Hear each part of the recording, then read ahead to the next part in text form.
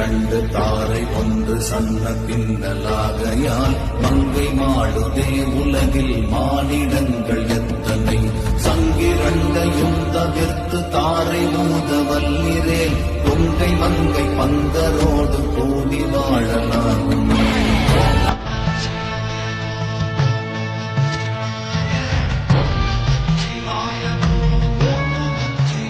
நமது மூக்கு ஒன்று, வாசல்கள் இரண்டு. அவைகளில் நம் காற்றானது இடகலை பின்கலை கழுவுமை எனும் நாடிகளில் சன்னல் பின்னலாக ஓடி நடந்து கொண்டிருக்கின்றது.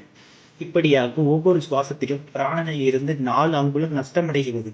இதனால் பிரிமுப்பு ஏற்பட்டு ஆயுளும் மங்கி மாண்டு போகும் மனிதர்கள் ஏராளமான கோடி மக்கள்.